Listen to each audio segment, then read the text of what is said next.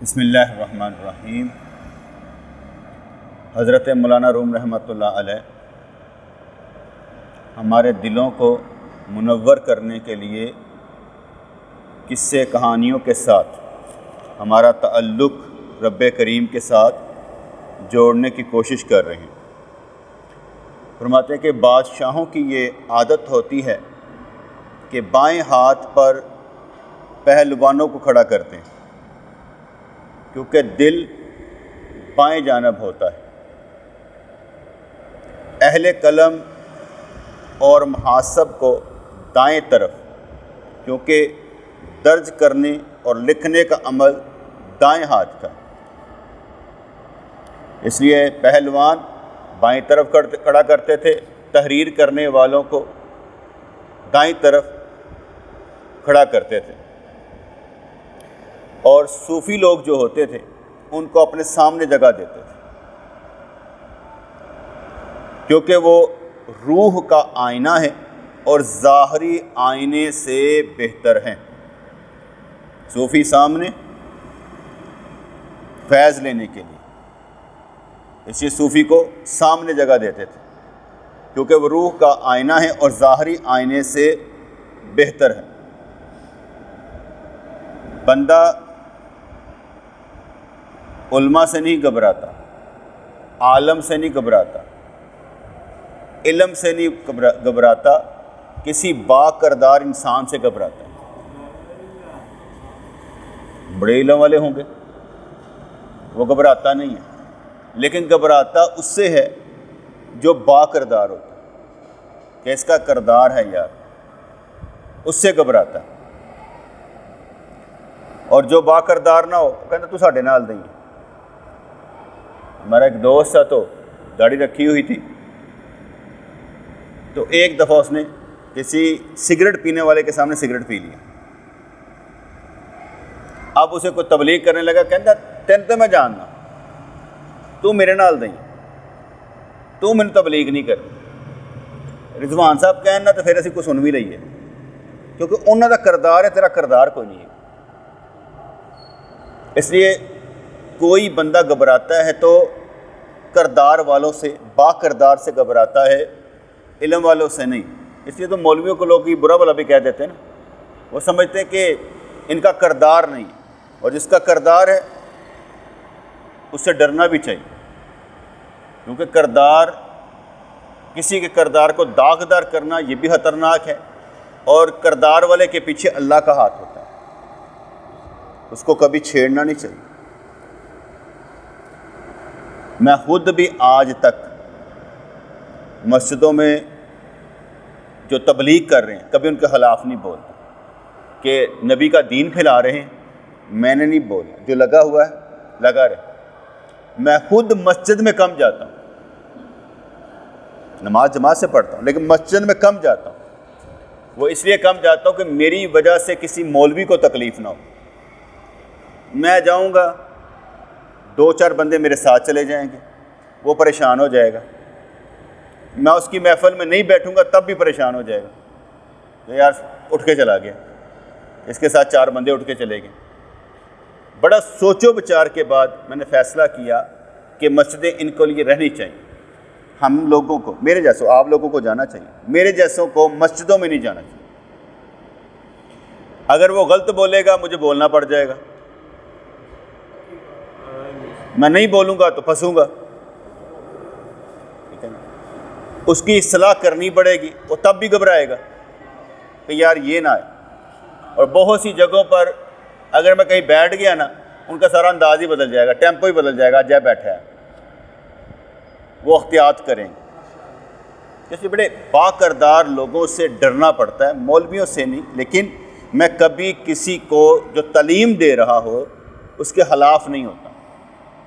ایک بندہ آیا مجھ سے مسئلہ پوچھنے کے لیے، میں نے مسئلہ بتایا، کہتے ہیں مولوی صاحب جو ہے نا یہ مسئلہ یہ بتا رہے تھے۔ میں کہا بات سنو، تم ہمیں لڑانے کے لیے آئے ہو، اب میری بات کو تم کسی اور جگہ لے کر جاؤ گے، وہ یہ کہتا ہے، جب تمہیں خود ہی یقین نہیں کون سچا ہے تو تم سیکھو گے کیسے؟ کیونکہ ہمارے بیٹے، میں ایک واقعہ سناتا ہوں۔ حضرت معاذ ابن جبل رضی اللہ تعالیٰ عنہ، ان کو حضور علیہ الصلوۃ والسلام نے گورنر بنا کر بھیجا یمن کا۔ عیسائیوں کی تعداد وہاں پر زیادہ تھی، اور حضور علیہ الصلوۃ والسلام نے اب پہلے ان سے پوچھا، اے معاذ فیصلہ کیسے کرے گا وہاں پر لوگوں کے درمیان؟ کہا سرکار قرآن سے۔ کہا جو قرآن میں بات نہ ہو تو؟ کہا سرکار آپ کے طریقے سے، احادیث سے۔ کہا اگر نہ وہ واقعہ وہ مسئلہ قرآن میں ہو نہ حدیث میں، سرکار پھر دل سے فتویٰ لوں گا، یعنی پھر میں فیصلہ کروں گا سوچ سمجھ کر۔ چلے گئے، جب وہاں پر پہنچے تو مسائل پیدا ہو گئے، کیونکہ حضور نے ارشاد فرمایا تھا کہ تم نے لوگوں کو آرام سے سمجھانا ہے کہ تم پر 5 نمازیں فرض کی گئی ہیں، تم پر زکوٰۃ فرض کی گئی ہے جو تمہارے امیروں سے لی جائے گی اور تمہارے غریبوں کو دی جائے گی، آرام سے سمجھانا۔ اب وہاں پر گئے تو کھانے کا سبب کوئی نہ بنے، پیسہ کوئی نہیں تھا، کاروبار کر نہیں سکتے تھے۔ اب حضور کو خط لکھا، پیغام بھیجا یا خط لکھا اور عرض کی یا رسول اللہ صلی اللہ علیہ وسلم پرابلم ہے میرے لیے، میں یہاں پر کیا کروں، میرے پاس تو کچھ ہے ہی نہیں۔ اب حضور نے ان کو مشورہ کیا دیا؟ حضور علیہ الصلوۃ والسلام نے ارشاد فرمایا، اے معاذ جو زکوٰۃ کا پیسہ اکٹھا ہوتا ہے نا، اس سے کاروبار کر لے، پرافٹ رکھ لے، باقی بانٹ لے۔ اب فتویٰ کیا ہے؟ اب مولوی کو ایسا کر سکتا ہے کہ اس کے پاس زکوٰۃ اکٹھی ہوئی ہو، اس سے کاروبار کر لے، کرے گا تو آپ لوگ کیا کہیں گے؟ میری بات سمجھ میں آ رہی کہ نہیں آ رہی؟ اب وہاں پر سرکار نے تم یہ کام کر لو، اس کو زندہ بھی رکھنا تھا۔ اب حضور نے کیا اس کے لیے فتویٰ کیا دیا کہ تم ایسا کر لو۔ وہ ایسے ہی کیا کرتے تھے۔ حضور کا وصال ہو گیا، کیونکہ حضور نے فرمایا تھا تم اب آؤ گے تو مجھے زندہ نہیں پاؤ گے۔ حضور کا وصال ہو گیا۔ حضرت معاذ تشریف لائے حضرت ابوبکر صدیق کے دور میں۔ واپس جب آ رہے تھے اور حضرت عمر فاروق رضی اللہ تعالیٰ کی عادت مبارکہ تھی، جب بندہ کسی دوسرے شہر ملک سے آتا جس کو کوئی بڑا عہدہ دیا جاتا، اس کا سامان چیک کرتے تھے، اس کی جائیداد چیک کرتے تھے، اس کے لباس چیک کرتے تھے۔ اب معاذ رضی اللہ تعالیٰ خوب کمائی کر کے آ رہے تھے، کیونکہ سرکار نے تو فرمایا تھا معاذ کاروبار کر لینا، وہ کمائی کر کے آ رہے تھے۔ حضرت عمر فاروق رضی اللہ تعالیٰ نے دیکھا اور کہا معاذ جب تو گیا تھا تیرے پاس یہ مال نہیں تھا، اب آیا مال آیا کہاں سے؟ یہ تیرے لیے جائز نہیں ہے۔ انہوں نے کہا مجھے سرکار نے اجازت دی تھی، چل۔ انہوں نے جا کر حضرت ابوبکر صدیق رضی اللہ عنہ کو عرض کی کہ معاذ آ رہا تو اس کے پاس یہ مال ہے، تو اس کے لیے جائز نہیں۔ کہا میں نے نہیں کچھ کرنا، سرکار نے اجازت دی تھی۔ اب دو طرف سے نہ ہو گئی، نہ وہ مانے نہ خلیفہ وقت مانا۔ اب حضرت معاذ رات کو خواب میں دیکھتے ہیں کہ میں دلدل میں پھنس رہا ہوں اور حضرت عمر فاروق مجھے کھینچ کر نکال رہے ہیں۔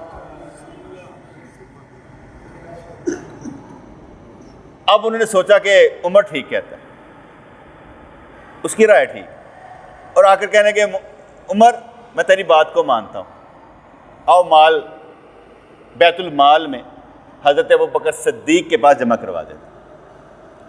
حضرت معاذ مال لے کر گئے ابوبکر صدیق رضی اللہ کے پاس، کہا لے آئے، ٹھیک ہے، کہا دے دو۔ اب جانے لگے، کہا معاذ یہ میں اپنی طرف سے تمہیں تحفہ دیتا ہوں، لے جاؤ۔ اب یہ میں نے کتنا آپ کو قصہ سنایا، اب اس میں کتنے فتوے بدلے، کتنے معاملات بدلے۔ کبھی کسی کو دیکھ کر اس کا معاملہ سمجھ کر اس کی حالت سمجھ کر بات بدلنی پڑتی ہے، کیونکہ میرے پاس کوئی آ جائے نا، کوئی اپنا دکھ روئے، میں اسے نہیں کہتا نماز پڑھو، میں نہیں سے کہتا داڑھی رکھو، وہ تو آگے پریشان آیا ہوا ہے۔ اب میں اس کی پریشانی میں اس کا مداوع کرنے کی کوشش کروں، اسے انہوں پھنسا لو، ان کو نمازاں پڑھیا کر، میں نہیں کہتا، میں کہ یار بات سن، اللہ کی طرف سے ہے، ٹھیک ہے، اگر ہو سکے تو چلنا دین پر، نہ ہو سکے تو یار کم از کم اچھا کرنے کی کوشش کر۔ وہ طالب مولا ہی نہیں بیٹے ہیں، اس کو پھنسانے کی کوشش کیوں کرے؟ میں نے کل بھی بتایا تھا کہ محبت کا درجہ ڈر سے افضل ہوتا ہے، محبت کا درجہ ڈر سے افضل ہوتا ہے، اس لیے ڈر کی عبادت میں جب ڈر نکل جاتا ہے عبادت ختم ہو جاتی ہے، لیکن محبت کی عبادت میں محبت ختم نہیں ہوتی، اور ڈر یہ رہتا ہے کہ محبوب ناراض نہ ہو جائے۔ اس لیے محبت والا کام جو ہوتا ہے نا یہ راس آ جاتا ہے، ڈر والا کام ڈر گیا کوئی بات نہیں، باپ کا ڈر ختم، بندہ سمجھتا چل نکل تو باپ، تو اس لیے باپ کا ڈر بھی رہنا چاہیے۔ میرا بیٹا مجھ سے جتنی مرضی محبت کرے لیکن اسے خوف ضرور رہتا ہے، ڈر ضرور رہتا ہے، کیونکہ وہ ایک کردار کا حصہ ہے۔ میں اسے جتنا مرضی پیار کروں، وہ میرا جتنا مرضی منہ چومے، لیکن اس کے باوجود ڈر رہتا ہے، خوف رہتا ہے کہ باپ ہے، باپ سے بے نیاز نہیں ہوں، ٹھیک ہے، کسی جگہ پر پہنچ جائے اور پھر یہ سمجھے مجھے باپ کی ضرورت نہیں ہے، کوئی مسئلہ نہیں، کیونکہ اپنا دماغ یہ کہتا ہے کہ رب پر اعتبار کرنا ہے، کسی اور پر نہیں کرنا۔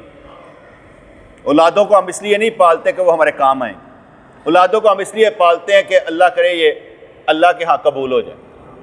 ہم نے صرف ان کی خدمت کرنی، ان سے معاوضہ طلب نہیں کرنا کہ میری لاشوں کو کندھا دے گی، ایسا نہیں کرنا۔ ہم نے ان کو اچھا بنانا ہے، ٹھیک ہے، اب آگے نکلنا ہے تو نکل جائیں، چھوڑنا ہے چھوڑ جائیں، اپنا توکل اللہ کی ذات پر ہونا چاہیے۔ اس لیے یہ کبھی نہیں کہنا چاہیے او کہو جی اولاد میرے گھر پیدا ہو گئی، اس کا مطلب ہے ہم غلط ہیں، ہمیں سمجھ نہیں۔ تو کہنے لگے کہ اے بیٹے صوفیوں کے سینے ذکر و فکر سے منجے ہوتے ہیں، آئینے کی صورت ان کے دل پر درست نقش ابھرتے ہیں۔ جڑا خیال آتا ہے نا وہ نہ ملاوٹ نہیں ہوتی، انہوں نے خیالات اچھے آتے ہیں، پازیٹیو پروڈکٹیو آتے ہیں۔ ہم کوئی بھی بات کرتے ہیں نا وہ ایک تجربے کی بات ہوتی ہے، ایک مشاہدے کی بات ہوتی ہے، ایک عمل کی بات ہوتی ہے۔ جو بندہ عبادت کرتے ہوئے علم حاصل کرتے ہوئے فرض کرے 50 سالوں میں جس جگہ پہنچے گا نا، ہم 50 سال کا سفر طے کر چکے ہیں، اس کو ایک لفظ میں وہ سمجھا دیں کیونکہ ہم نے سفر کیا، اس لیے ہم بتا دیں کہ یار یہ بات بیٹے اس طرح سے، کیونکہ ہم مسافر ہیں، سفر کر کے آئے ہیں۔ اور جس بندے نے سفر نہ کیا ہو، علم حاصل نہ کیا ہو، علم پر عمل نہ کیا ہو، اس کے اندر کے خیالات پاکیزہ نہیں ہوتے کیونکہ اس نے عمل نہیں کیا ہوتا۔ تو کہنے کہ یہ بیٹے صوفیوں کے سینے ذکر و فکر سے منجے ہوئے ہیں، آئینے کی صورت ان کے دل پر درست نقش ابھرتے ہیں، جو اصل میں حسین ہو وہ آئینہ اپنے سامنے رکھتا ہے، جو بدصورت ہو وہ دیکھنا نہیں چاہتا۔ لیکن ایک عجیب بات، کبھی آپ غور و فکر کریں، ہر بدصورت اپنے سے زیادہ خوبصورت کو پیار کرنا چاہتا ہے، اس سے ہی رشتہ رکھنا چاہتا ہے، لیکن اپنے سے کم تر کو قبول نہیں کرتا۔ لالچ نہیں ہوتا ہمارا، میں بدصورت ہوں کہنا میں نے کوئی چنگا ہی قبول کر لے، لیکن کبھی میں نے یہ نہیں سوچا مجھ سے زیادہ اگر بدصورت ہو تو میں اسے قبول کر لوں، یہ نہیں ہوتا۔ یہ ہونا اس صورت میں ہوتا ہے کہ حضرت امام غزالی رحمۃ اللہ علیہ آپ کو ایک رشتہ آیا، وہ عورت عالمہ تھی، متقیہ تھی، اور ان کو کسی نے بتایا جس کا رشتہ آیا نا اس کی بہن ہے، وہ اس سے بھی زیادہ پرہیزگار ہے، لیکن اس کی ایک آنکھ نہیں ہے، کانی ہے۔ آپ نے اس کانی سے رشتہ کر لیا، بنیاد پرہیزگاری تھی۔ اب میں نے آپ کو سمجھایا نا کہ بندہ اپنے سے خوبصورت کو دیکھتا ہے۔ ماں جب بھی رشتہ دیکھتی ہے تو کیا دیکھتی ہے؟ میرے پتر دی ہاں دی ہونی چاہیے، اچھی لمبی ہونی چاہیے، سونی ہونی چاہیے، متقی ہوئے نہ ہوئے۔ ہم کسی اور بنیاد پر رشتے کرتے ہیں، لیکن جو رشتے دین کی بنیاد پر کیے جاتے ہیں وہ کامیاب زیادہ ہوتے ہیں۔ اس لیے ہم نے جب بھی کام کرنا ہے تو اپنے سے کم تر کو بھی دیکھنا ہے، قبول کرنا ہے کہ ہم سے کم تر بھی ہو تو ہم نے اسے قبول کر لینا۔ تو جو اصل میں حسین ہو وہ آئینہ اپنے سامنے رکھتا ہے، کیونکہ وہ حسین ہوتا ہے، دیکھتا رہتا ہے، لیکن اللہ کریم نے کہیں نہ کوئی 12 سنگھاں 12 سنگھ بھی دیتے ہیں، پیر بدصورت ہوندے ہیں، اور جب وہ بدصورت پیروں کو دیکھتا کہتا ہے یہ کیا پیر کتنے بدصورت ہیں، اور پیچھے شیر لگ جائے تو پھر بھاگتا ہے، اور بچانے والے وہ بدصورت پیر ہوتے ہیں، اور پھنسنے والے اس کے 12 سنگھے ہوتے ہیں جو کہیں بھی پھنس جاتے ہیں اور پکڑا جاتا ہے اور کھایا جاتا ہے، اور پھر کہتا ہے جس سنگھوں پر میں نے بھروسہ کیا اسی نے پھنسایا۔ اس لیے اپنی خوبصورتی پر بھروسہ نہیں کرنا چاہیے، اپنی دولت پر بھروسہ نہیں کرنا چاہیے۔ اور اس لیے اس فقیر کی یہ دعا ہوا کرتے تھے، یا اللہ مجھے لوگوں کی نظر میں بڑا کر دے اور اپنی نظر میں چھوٹا ہو جاؤں، اپنی نظر میں میں چھوٹا، لوگوں کی نظر میں مجھے بڑا کر دے، لوگ سمجھے یہ بڑا ہے اور میں سمجھا میں چھوٹا۔ لوگ کہتے ہیں نہیں یار، میں کہوں نہیں یار تم غلط کہہ رہے ہو، میں چھوٹا ہوں، میں بڑا ہوں ہی نہیں۔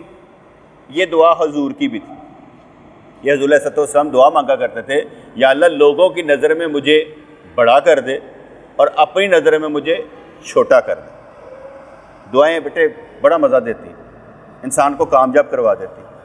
اور یہ جو ہمارا سلسلہ یہ سیکھنے اور سکھانے پر ہے، صحبت یافتہ صحابی، تزکیہ نفس ان کا ہوتا ہے جو سیکھنا چاہتے ہیں، اور جو کردار بنانا چاہتے ہیں پھنٹا بھی کھاندے ہیں، گلاں بھی سن دیں، یہ نہیں کہتے ہمیں بات ہی نہ کی جائے، سانو گل نہ کوئی لائے، گلاں لگن گے تو اگے گل چلے گی نا۔ اب بات بھی نہ کی جائے تو یہ تو نہیں نہ ہونا، باتوں کے تھپڑ تو لگانے ہی پڑتے ہیں نا۔ تو جو شخص خوبصورت اور موزوں چہرہ رکھتا ہو وہی آنے کا طالب ہوتا ہے۔ پھر انہوں نے کہا ایک مثال سنو، ایک مہربان دوست حضرت یوسف علیہ السلام کے پاس آیا جو کہ ان کا بچپن کا ساتھی تھا۔ انہوں نے مل کر بچپن کے حالات و واقعات کے بارے میں گفتگو کی کہ انسان کو ترقیوں تک پہنچانے کے لیے اللہ انسان کو مختلف آزمائشوں میں ڈالتا ہے۔ اس میں ایک اور بات ایڈ کر لیتا ہوں۔ میں ایک جگہ پہ بیٹھا ہوا تھا، دو دوست پرانے آپس میں آ کر ملے۔ اب ایک دوسرے سے پوچھتا ہے کتنے بچے ہیں تیرے؟ اب اس کے بچے زیادہ تھے، اب وہ شرما رہا تھا میں اسے کیا بتاؤں۔ اسے شرماتے ہوئے میرے 7 بچے ہیں۔ اچھا میرے انے نے، اب وہ کہہ رہا ہے میرے انے نے، اچھا کی کر دے پہ انہوں نے کہا بس یار، جس کا مطلب تھا وہ پڑھے لکھے نہیں ہیں، کرتے کچھ نہیں۔ میرے بچے نے MBA کیا ہوا ہے، فلاں کیا ہوا ہے۔ اب میں نا دونوں کی باتیں غور و فکر سے سن کر یہ سمجھ رہا ہوں کہ یہ بندہ اسے ذلیل کر رہا ہے، وہ بتا رہا ہے کہ میں سم تھنگ اسپیشل ہوں، تم کھ نہیں، تم نے اپنی زندگی میں جو کمائی کی ہے 0 ہے، میں نے کمایا۔ ایک لحاظ سے یہ بات مجھے بھی لگتی ہے، میں بھی تمہیں دسی جانا میں انج کیتا ہے، میں بھی تو بتاتا رہتا ہوں، لیکن میرا نظریہ شاید آپ کو ذلیل کرنے کا نہیں ہوتا، آپ کو بوسٹ کرنے کا ہوتا کہ اگر میں کر سکتا ہوں تو آپ کیوں نہیں کر سکتے۔ میرا کام آپ کو ذلیل کرنا نہیں ہوتا، کیونکہ اگر میں بتاؤں گا تو پھر دوسری جگہ پر اگر میں کسی اور کے سامنے کرتا ہوں، دنیا دار کے سامنے، تو اس لیے کرتا ہوں کہ تم دنیا دار ہو کر بھی میرے پاس کو نہیں ہو، کیونکہ میں دیندار ہو کے اللہ کے قریب بھی اور دنیا بھی مجھے ملی ہوئی۔ دونوں باتیں سامنے رکھنی پڑتی ہیں۔ کل سمجھ آ رہی ہے نا کہ آپ نے لوگوں سے موازنہ نہیں کرنا بیٹے، کم۔ میں نے آگے بتایا، جیسے میں مثال سمجھائی، مدینہ پاک میں ایک بندہ مجھے کہنے لگا تمہارا ہوٹل کہاں پر ہے؟ میں نے کہا تمہارا کہاں ہے؟ کہنا میرا بنگالی محلے، میرا پاس تھا۔ میں نے کہا یار میرا اس سے بھی دور ہے۔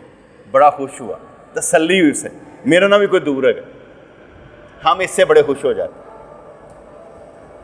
میں اس کی نفسیات کو جانتے ہوئے اس سے یہ کہا تھا، اس کی نفسیات، تاکہ وہ خوش ہو جائے، اسے تھکن محسوس نہ ہو، اسے یہ محسوس ہو مجھ سے بھی دور ہے یار۔ اس کا مطلب یہ نہیں تھا میں نے جھوٹ بولا، اگر میں سچ بولتا میرا تو عیب ہے، وہ تو ایک تکبر بھی ہو جاتا نا۔ پرابلم یہ تھی اس کے لیے، اس وقت میں جو سوچ میرے اندر آئی وہ یہ تھی اسے دور کا بتایا جائے تاکہ اسے حوصلہ ملے۔ ٹھیک ہے. تو کہنے لگے وہ یوسف علیہ السلام کے ساتھ گفتگو کی کہ انسان کو ترقیوں تک پہنچانے کے لیے اللہ انسان کو مختلف آزمائشوں میں ڈالتا ہے. اس میں کوئی شک نہیں کہ کردار اور ابتلا. آدم علیہ السلام سے لے کر اب تک دو چیزیں، کردار، آزمائش. جس کا جتنا ایمان زیادہ اس کا امتحان اتنا ہی زیادہ. اس لیے کردار آزمائش کا نام ہے. اور جو یہ بندے کہتے ہیں ہمیں یا میں کوئی آزمائش کے قابل ہوں، اچھا تو کس قابل ہے؟ اگر تو آزمائش کے قابل ہے تو کس قابل ہے وہ بتا دے. یہ بھی نہیں بتائے گا کہ وہ کس قابل ہے. ہر بندے ہی آزمائش کے قابل ہے اور ہر بندے کو ہی آزمایا جاتا ہے. محمود ہے، چھوٹا بچہ ہے، اس کے پیٹ میں درد ہو جائے، اب اس بیچارے کا کوئی قصور یہ کہے یا اللہ مینوں کا تو درد پاتی، مجھے کیوں بخار چڑھا؟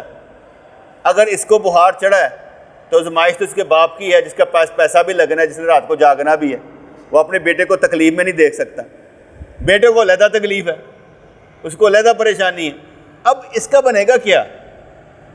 آزمائش. ابھی تو یہ بالغ بھی نہیں ہے، اور بالغ اگر نابالغ بالغ ہونے سے پہلے مرد سیدھا جنت میں ہے.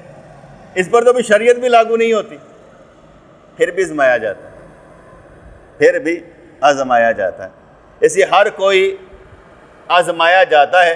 کردار اور ابتلا، آزمائش، یہ ہر ایک کے ساتھ ساتھ چلتی ہے. دو کرفی کہانیاں دے ہر ایک کی آزمائش ہونی ہے. رب نے کسی نے نہیں چھڑنا، سب نوں بن کے مارنا. وہ لاکھ چاہے میں ادھر بھاگ جاؤں ادھر بھاگ جاؤں، نہیں بیٹا اے بلڈوزر تھوڑے تو چلنا ہی چلنا ہے. تو جیسے کہتے ہیں نا کہ اللہ کی چکی چلتی بڑی آہستہ ہے، پیستی بہت بریک ہے. اس لیے اللہ کریم جو ہے نا وہ چلاتا رہتا چکے. جڑے جڑے بندے کامل ہوتے ہیں وہ بچتے رہتے ہیں، جڑے پستے رہتے ہیں، اور کہتے ہیں ہم حالات کے آگے ہار جاتے ہیں. ایمان کی حالت ہو تو پھر بندہ حالات کے آگے ہارتا نہیں. تو کہنے لگے اللہ انسان کو مختلف آزمائشوں میں ڈالتا ہے، جیسا کہ یوسف علیہ السلام کو ڈالا گیا.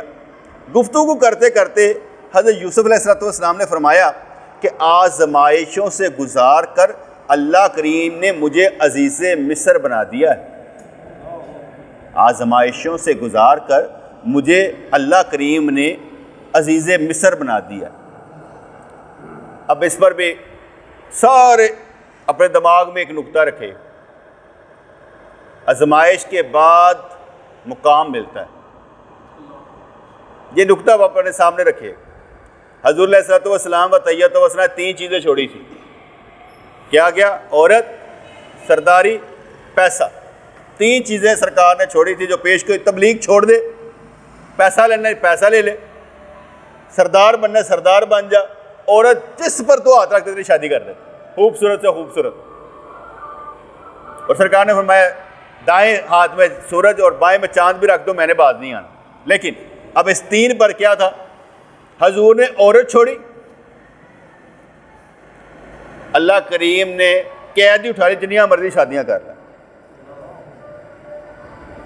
حضور نے پیسہ چھوڑا تو نبی فرما رہا ہے کہ میں اگر حکم دوں تو یہ پہاڑ سونے کے بن کے میرے ساتھ چلے. حضور نے سرداری چھوڑی، امام الانبیاء بنا دیے. اب آپ سمجھیے، اب اس پر نقطے پر غور کریں. جو بھی آزمائش سے گزرا اسے مقام ملا، اگر آپ کو نہیں ملا تو گزرے کہاں سے ہیں؟ گزرے کہاں سے ہیں؟ آزمائش گزارتی ہے تو پھر مقام بھی دیتے. یہ کیسے ہو سکتا ہے کہ آپ کی پروگرس رپورٹ میں کچھ آئے نا؟ اس لیے بیٹے مقام ضرور ملتا ہے. جو بھی چھوڑے گا کچھ نہ کچھ پائے گا ضرور. تو کہتے ہیں کہ گفتگو کرتے کرتے حضرت یوسف علیہ السلام نے فرمایا کہ آزمائشوں سے گزار کر اللہ کریم نے مجھے عزیز مصر بنا دیا. مقام بیٹے یہ بھی ہوتا ہے کہ اگر آپ کے پاس کچھ بھی نہ ہو، سکون کی دولت ہو، یہ بھی ایک مقام ہے. وہ آپ کی باتوں سے پتہ چلے گا آپ کے اندر سکون کیسا ہے. آپ اضطراب میں ہیں، آپ بے چینی میں ہیں، آپ پریشانی میں، آپ کی باتوں سے پتہ چل جائے گا. آپ کیا چاہتے ہیں، کیا کر رہے ہیں، یہ بھی سمجھ آ جائے گا. پھر انہوں نے پوچھا کہ میرے لیے کیا سوغات لائے ہو؟ ہم آپس میں ملے ہیں، دوست ہیں، کیا سوغات لائے ہو؟ کیونکہ حالی ہاتھ دوستوں کی زیارت بغیر گیہوں کے آٹے کی چکی پر جانا ہے. کہ گندم تے ہے نہیں پسوان کی جانا جے، تو دوستوں کے پاس کی زیارت بغیر گیہوں کے آٹے کی چکی پر جانا ہے.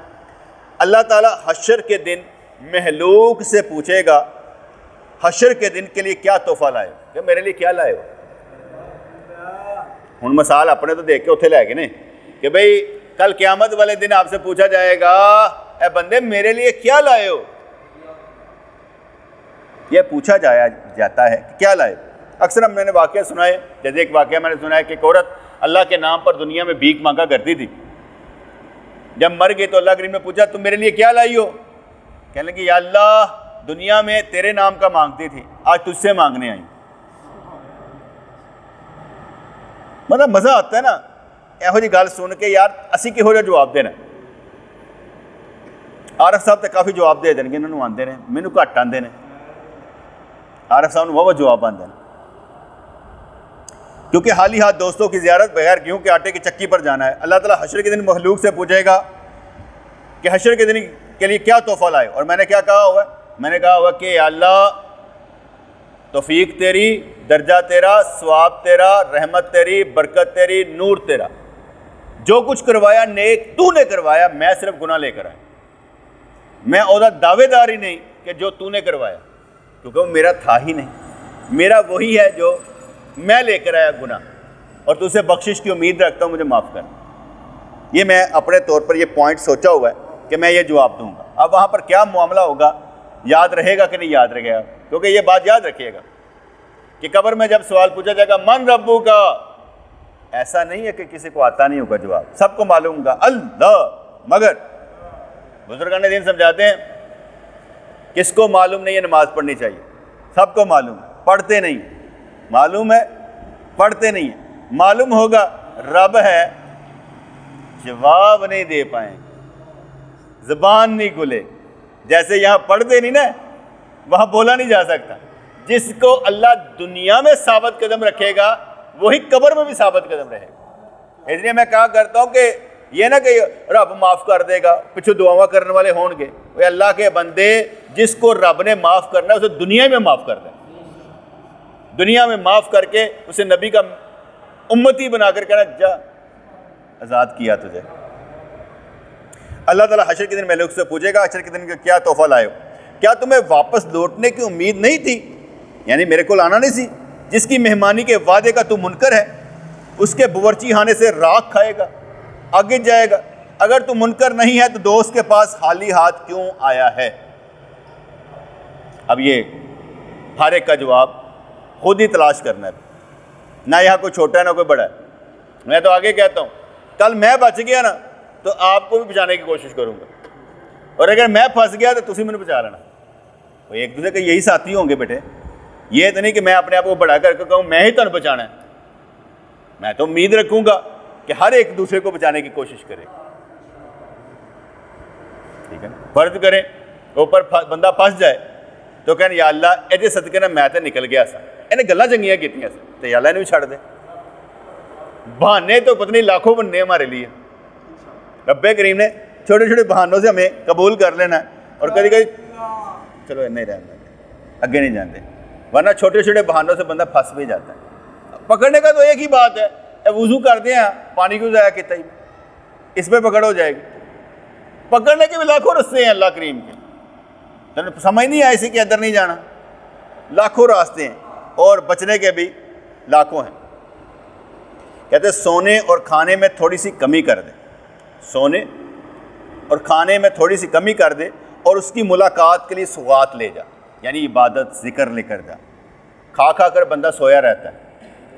کہتے ہیں رات کو لیٹ کے نہیں کھانا چاہیے, بلکہ پہلے کھانا چاہیے. بھوکھا سونا چاہیے. تو فجر کے وقت اٹھ جائے, پیٹ بھر کر سوئے گا نہیں اٹھے گا. سونے کے لیے یہ بھی انداز ہوتا ہے نا بیٹے کہ بھوکھا رہا جائے تو صبح اٹھا جائے, الارم لگا کر سویا جائے, کسی دوست سے رابطہ کر لیا جائے. ٹھیک ہے, بلکہ کہ مختلف ہیلے اختیار کرنے چاہیے تاکہ میں صبح اٹھ سکوں. کیونکہ اللہ کریم نے ہمیں دیا نا یہ ٹائم, وقت دیا, کیا مجھ سے ملاقات کرو, تو رب کی ملاقات کا ہمارے پاس وقت ہی نہ ہو. کیسے بدبخت لوگ ہیں کہ ہمارے پاس رب کی ملاقات کے لیے وقت ہی نہ ہو. سونے اور کھانے میں تھوڑی سی کمی کر دے, اور اس کی ملاقات کے لیے سوغات لے جا. صبح سویرے توبہ کرنے والوں میں سے ہو جا. کہ صبح سویرے اٹھے یا اللہ معاف کر دے.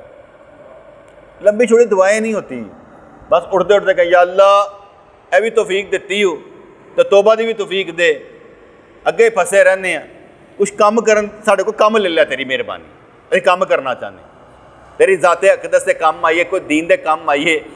اور تو فرمانا تو ہوتا ہے نا, میں یقرض اللہ قرضا حسنا, کہ کون ہے جو مجھے قرض حسنا دے. اللہ کریم فرماتا ہے کون ہے مجھے قرض حسنا دے, فیضاعفہ لہ اضعافا کثیرا, میں ڈبل کر کے دے داں گا, بتا کے دے داں گا. اس لیے آپ اللہ کو جو دیں دگنا کر کے آپ کو دے دے گا. ماں کے پیٹ کے بچے کی طرح تھوڑی سی حرکت کر تاکہ تجھے دور دیکھنے والے حواس عطا ہو جائیں. ماں کے پیٹ میں بچہ نا چلتا رہتا ہے, کبھی ادھر کبھی ادھر کبھی ادھر. بعض بچے یہ وکھی جی پھنس بھی جاتے ہیں, وہاں ان کی ڈیتھ بھی ہو جاتی ہے, پھنسنے سے نا وہ ڈیتھ ہو جائے, تو اس لیے چلتے رہتے ہیں, کبھی ادھر کبھی ادھر, کبھی بچہ ادھر جا رہا ہے. کئی کہتے ہیں او یار ایدا لتا تھلے ہو گیا, سر اتنے ہو گیا, الٹرا ساؤنڈ چاہ رہا ہے, اے میجر آپریشن ہی ہوئے گا. یا اسے کہتے ہیں اچھا ایسے کرو, واک کیا کرو, کام کیا کرو, تاکہ ہو سکتا ہے کہ آخر وقت میں بچہ سیدھا ہو جائے. پیٹ میں ہی چلتا رہتا ہے, کیسی بات, سفر میں ٹریول کرتا رہتا ہے بچہ بھی. ماں کے پیٹ کے بچے کی طرح تھوڑی سی حرکت کر تاکہ تجھے دور دیکھنے والے حواس عطا ہو جائیں.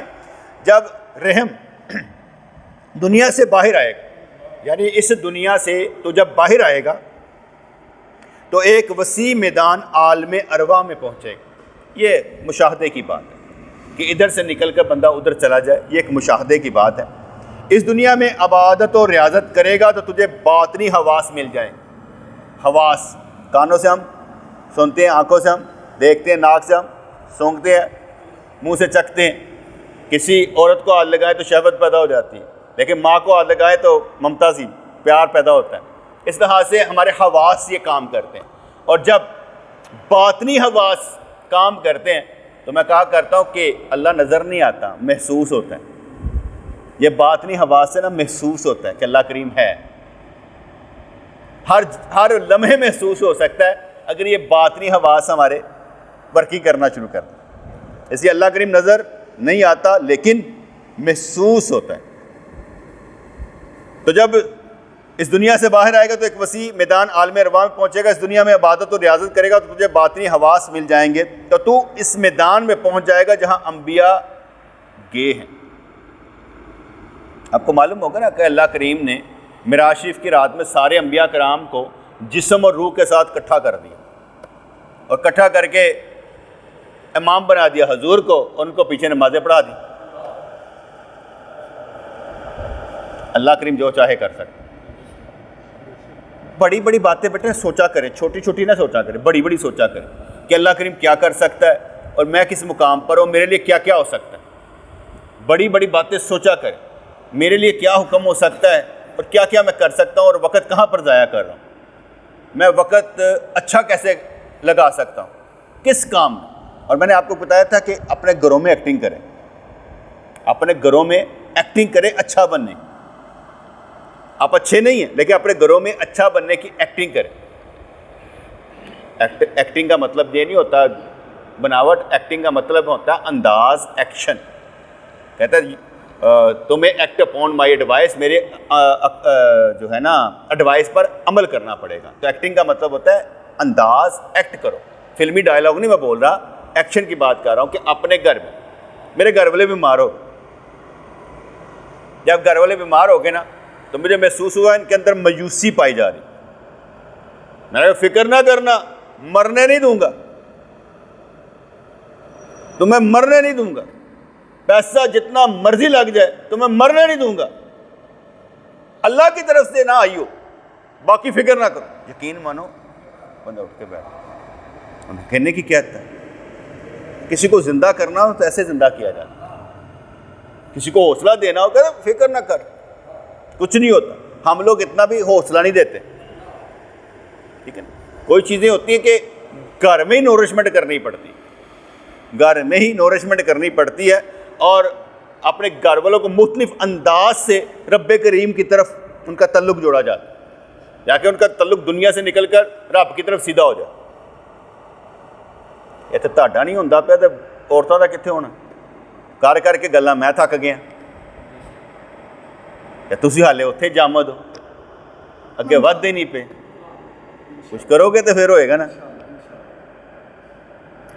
اس میدان میں دل کبھی نہیں گھبراتا. کہتے ہیں جہاں پر انبیاء کرام ہوتے ہیں اس میدان میں دل کبھی نہیں گھبراتا.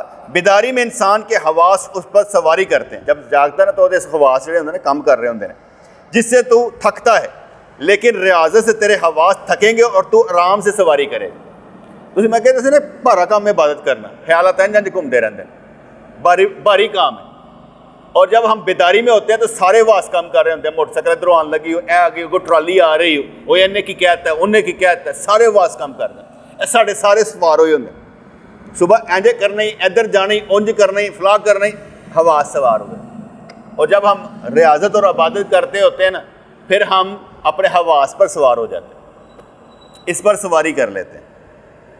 تو اس لیے کہتے ہیں کہ بیداری میں انسان کے حواس پر سواری کرتے ہیں, جس سے تو تھکتا ہے. جتنا دماغ کو استعمال کریں گے تھکو گے, جتنا دماغ کو استعمال کریں گے آپ تھکیں گے. سوچ سوچ کے تھک جائیں, کرنا ککھ نہیں, لیکن سوچ سوچ کے تھک جائیں. سوچو کٹ عمل زیادہ کرو, سوچو کٹ عمل زیادہ کرو. لیکن ریاضت سے تیرے حواس تھکے گا اور تو آرام سے سواری کرے گا. نیند کی حالت کو تو ایک نمونہ سمجھ. اولیاء رحم اللہ علیہم اپنے حواس پر سوار ہوتے ہیں, اصحاب کہف کی طرح قیام اور چلنے پھرنے کی حالت میں بھی سوئے ہوئے, لیکن سورج ان کے لیے بدلتا رہتا ہے. ان کو اللہ کریم خود بلا تکلف حرکتیں دیتا ہے جبکہ وہ بے خبر ہے. ایسے سوتے ہوندے نا, کدی ادھر کدی ادھر. میں تو سونا ہی بھول گیا کس کروٹ سونا ہے. اے پاسا کوئی ادھر زیادہ ہو جاتا ہے, ادھر ہاتھ انجے کر کے رکھے ہوتے ہاتھ درد کرنا شروع کر دیتا ہے. یعنی عجیب انداز ہو گیا. کبھی وہ بڑا سا تکیہ نہیں ہوتا گول تکیہ, اسے اپنے پاس رکھ لوں گا, ٹھیک ہے, سمجھ نہیں آتی کہ میں نے وزن کس طرف ڈالنا. عجیب و غریب. وہ ایک دفعہ میں سویا ہوا ادھر سانگڑ میں, خالد صاحب کہتے صحیح عجیب انداز میں آپ سوتے ہیں.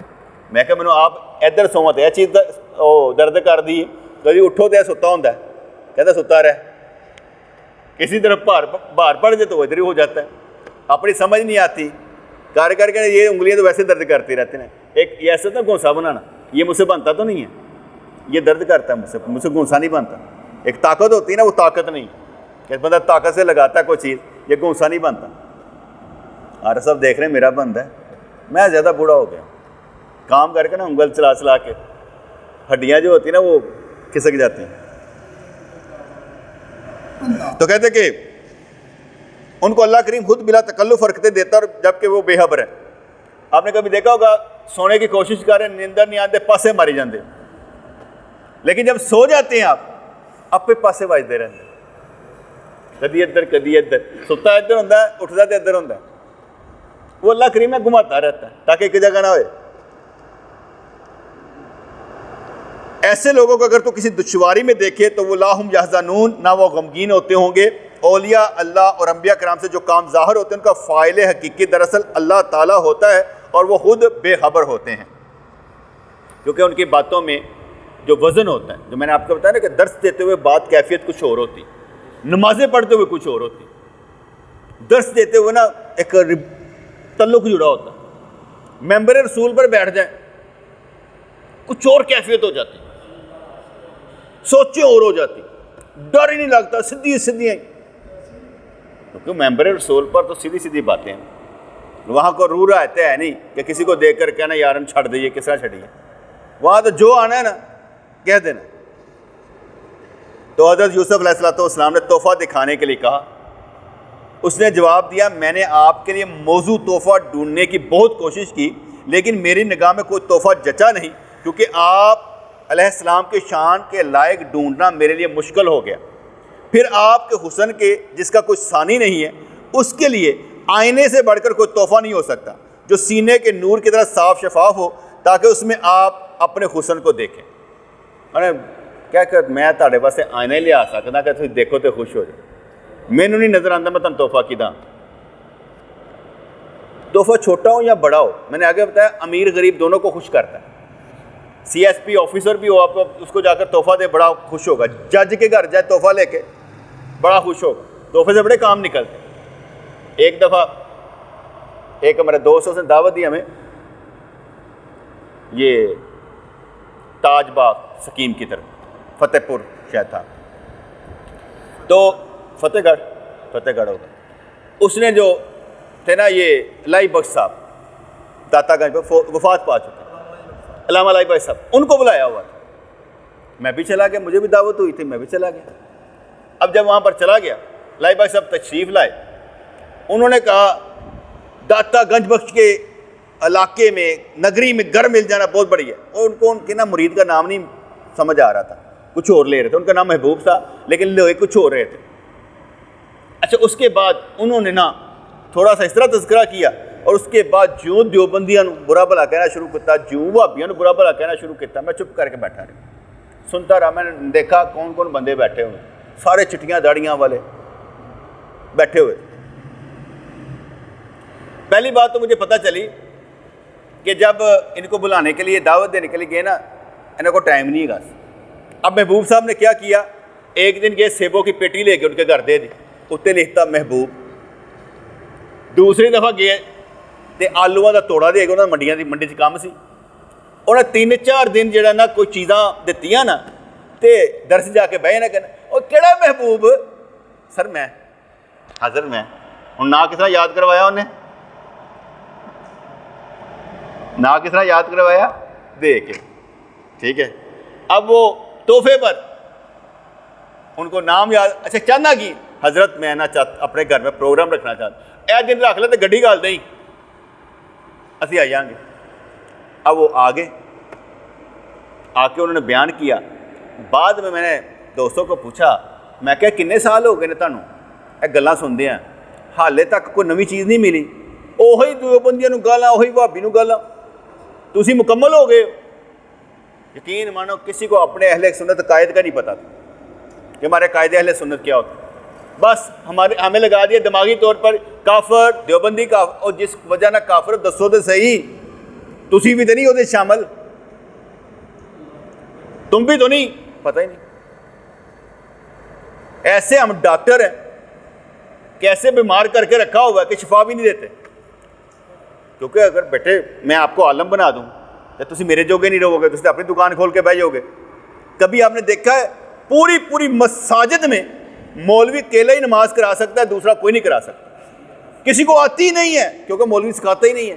کہتا ہے اگر اس کو آگے تو میری سیٹ پر آ جائے گا, محنت چلتی کر دے گا, اس لیے وہ سکھاتا ہی نہیں. کیسا عجیب بات ہے. ایک مولوی اپنے جیسا مولوی نہیں بناتا. وہی مدرسے جو آتے ہیں وہی آ کے پڑھاتے ہیں, انہوں کڑھتا جا دوسرا ہی آتا. لیکن اتنے بابے ہوتے ہیں ان کو کوئی نہیں کہتا آ کے نماز پڑھائیں بابا جی, میں تمہیں سکھانا جیسے بھولو گے میں تمہیں دس دا. میں نے یہ چیزیں سیکھ کر آپ کو سکھائیں کہ آپ سارے جماعت کرانے والے بولے آؤ یار آگے بڑھو. تم لوگوں نے آگے بڑھنا, اگر جھنڈا نہیں اٹھانا تو بھاگ جاؤ کہیں اور نکل جاؤ. تو کہتے کہ ہستی کا آئینہ فنا ہے, فنا اختیار کر تاکہ تو ہستی کو دیکھ لے. باتیں بیٹے چھوٹی چھوٹی سی ہوتی ہیں, کوئی اتنی بڑی بات نہیں ہوتی. 2 حرفی بات ہے. اللہ کریم نے ہمیں پیدا کیا ہے, اس کی تخلیق میں کوئی کمی نہیں, اس کے دین میں کوئی کمی نہیں. ہم نے اس کے دیے ہوئے میں سے کیا کیا اسی کو دینا ہے واپس, یہ دیکھنا پڑے. آپ کو واقعہ یاد ہوگا کہ ایک عورت, اس کا باپ, اس کا بھائی, حامد اور بیٹا جہاد میں گئے حضور کے ساتھ, اور جب واپسی ہوئی تو عورت کو نے پوچھا حضور کا کیا حال ہے. انہوں نے کہا تیرا باپ فوت ہو گیا, شہید ہو گیا. کہتا اچھا حضور کا کیا حال ہے. کہا تیرا بھائی شہید ہو گیا. کہتے حضور کا کیا حال ہے. کہا تیرا بیٹا شہید ہو گیا. کہا حضور کا کیا حال ہے. کہا تیرا حامد شہید ہو گیا ہے. اور جب سرکار کو دیکھا نا تو کہنے لگے حضور آپ کو دیکھ کے سارے غم بھول جاتے. یا کیا کیفیت ہو, کیا کیفیت ہو. ہم کتنے بھی غم میں ہوں حضور کو یاد کر لیا جائے ہر ہمارے غم دور ہو جاتے. کیونکہ حضور نے فرمایا جس کو اپنے غم زیادہ لگے نا میرے غموں پر بھی نظر ڈال لو, تمہارے غم دور ہو جائیں. دوسری بات, ایک عورت آ رہی تھی تو پوچھا گیا میرے حامد کا کیا بنا. کہنے پیچھے والے سے پوچھ. پیچھے والے سے پوچھا, کہتا پیچھے والے سے پوچھ. پیچھے آ رہے تھے تو ابو بکر صدیق رضی اللہ تعالیٰ نے کہا میرے حامد کا کیا. کہتا آ رہے ہیں پیچھے. کتابوں میں لکھا کہ اللہ نے اس بندے کو زندہ کر دیا. کہ صدیق نے کہہ دیا، اس کو زندہ کر دیا، اور وہ 2-2.5 سال بعد میں زندہ رہا۔ بعض کا ایسا بھی ہوتا ہے بیٹے، پتہ نہیں ہمیں کتنی دعاؤں کے وجہ سے پتہ نہیں کیا کیا زندگی ملی ہوگی، ہمیں کیا معلوم کہ ہمارے لیے کتنی زندگی لکھ دی ہوگی۔ حالانکہ میں کہہ رہا ہوں کہ یا اللہ مجھے 63 سال زندگی دینا، جو میرے نبی کی جتنی زندگی تھی مجھے اتنی چاہیے، ٹھیک ہے۔ اور کچھ دوست میرے لیے دعا کر رہے ہیں یا اللہ اتنی لمبی عمر کریں۔ میری دعا کس لیے ہے، ان کی دعا کس لیے ہے، اللہ ہی جانے۔ وہ چاہتے ہیں کہ میں انہوں واسطے دھر بنیا رہا ہوں تاکہ آسرا لب دے نا کہ آسرا تو زندہ رہے نا، ساڈے زندگی کا آسرا ہے، وہ آسرا زندہ رکھنے واسطے مینوں زندہ رکھنا چاہتے ہیں۔ تو میں کہی جا رہا کہ یا اللہ 63 سال کی عمر بڑی ہے، میرے نبی دی نہیں، تو 63 سال تک جاتے جاتے پتہ نہیں میں آپ کو کیا کیا کچھ سکھا دوں، آپ تجھے آپ ہی اینے جوگے ہوئی ہو۔ ابھی تو وقت ہے نا، ابھی تو 55 شروع ہوا ہے، ابھی تو 8 پڑے ہوئے ہیں، تو پتہ نہیں کیا کچھ ہو سکتا ہے۔ ایک لمحے کی بات ہوتی ہے، بندہ ادھر سے ادھر ہو جاتا ہے، بندہ کہتا ہے کوئی ادھر سے ادھر ہو جائے فکر نہ کرو، تعلق واوا جڑ گیا تر بھول دے نہیں ہے۔ تو ہماری باتوں میں جو وزن ہوتا ہے نا وہ انسان کے اندر ایسا پیدا ہو جاتا ہے کہ وہ بھولتا نہیں۔ صحبت بیٹے بہت زبردست چیز ہے، صحبت سے انقلاب پیدا ہو جاتا ہے، صحبت سے بہت کچھ مل جاتا ہے، بندے کو اتنا علم مل جاتا ہے کہ وہ ہارتا نہیں ہے، پاویں کوئی ان علمی بھی گل کرے نا لیکن وہ ایمان اتنے رہے گا کہ یار جو مرضی کہہ لے، جہاں کو میں سنیا بڑا سچا سی، میں ادھر ادھر کی گل ہو سکتی لیکن جو بندہ سی وہ بڑا سچا سی، اور انہیں یہ گل کی اور جھوٹ نہیں ہو سکتی، میں نے تیرے دین واسطے کوئی حوالہ نہیں ہوئے گا لیکن وہ گل ٹھیک ہوئے۔ ہمارے اکثر بیٹے جھوٹ بولتے ہیں، میری کوشش ہوتی ہے کہ جھوٹ نہ بولا جائے۔ ابھی مجھے ایک سوال کیا کسی نے، کہنے لگا یہ جو جنازے کے بعد 70 قدم یا 40 قدم چل کر رک کے دعا کرتے ہیں، اس کی کوئی حدیث ہے؟ میں کہا نہیں ہے، نہ کوئی حدیث ہے نہ کوئی سارے صحابہ ہے۔ کہتے کر دے گا تو نے؟ میں کہا انہوں نے پوچھڑے کر دینا۔ کہتے اگر کر لیتا جائے تو میں کہا جائز ہے، لیکن اس کو حدیث نہیں کہیں گے۔ میں کہا جنازے 40 دن کیوں، 40 قدم کیوں، 20 قدم ہو۔ میں کہا ایک حدیث پاک میں آتا ہے کہ ایک صحابی نے کہا جب میں مر جاؤں مجھے قبر میں رکھو نا، تو جنی دیر اونٹ ذبح ہو کے تقسیم ہوتا ہے نا انی دیر میری قبر تے کھڑے رہنا، نواں میں اندر گیا ہوا گا تو تھوڑا ذرا دھیان رکھنا، میری قبر تے کھڑے رہنا، ٹھیک ہے۔ اب یہ بھی ایک طریقہ ہے، وہ 40 قدم ضرور چلنا ہے، وہیں کھڑے رہیں، وہیں دعائیں کرتے رہیں، کیونکہ آپ کے کھڑے رہنے سے بڑا فائدہ ہوگا۔ نیک بندوں، کبھی بھی آپ دوست کسی بھی قبرستان میں جائیں، کسی بھی قبرستان میں جائیں اور وہاں پر کسی کو قبر میں ڈالیں، گلا نہیں کرنی، وہاں بیٹھ کے آپ ذکر کریں، وہاں اپنے آپ کو اچھی آواز نہ کرنا شروع کر دیں، اچھی آواز نہ اپنے زمانے تاکہ لوگ سنیں تو بلا نہیں نہ گل ہی نہ کرن تاڑے نہ، اچھی آواز نہ کرنا شروع کر دیں، کیونکہ ہم باتیں کریں گے وہ اچھا نہیں ہے۔ ہمارا عزیز ہو اور ہم باتیں کر رہے ہو بہتر نہیں ہے۔ آپ اپنا ذکر جاری رکھیں تاکہ اسے فائدہ رہے۔ ہمارے اوپر وہ اسی ٹہنی توڑ کے لا دینے ہیں، اپنا ذکر نہیں انہیں دیں۔ تو اس لیے آپ نے یہ یاد رکھنا ہے کہ آپ کہیں پر بھی ہوں تو آپ نے قبرستان میں کھڑے ہو کر وہاں پر ہنسنا نہیں ہے، ہنسنا نہیں ہے، بلکہ کیا کرنا ہے کہ وہاں پر رہ کر ذکر کرنا ہے۔ ہنسنے کا ہوتا ہے کہ جڑا بندہ جہاں کوئی فوت ہوا ہوتا کہتا یار کی کر رہے یار، میرا فوت ہوا تو ہنستا پہ، درد والا چہرہ ہونا چاہیے، محبت والا چہرہ ہونا چاہیے، دعا والا چہرہ ہونا چاہیے۔ ربنا تقبل منا انک انت السمیع العلیم وتب علینا انک انت التواب الرحیم، یا اللہ یا رحمان ثبتنا علی الایمان، آمین برحمتک یا ارحم الراحمین۔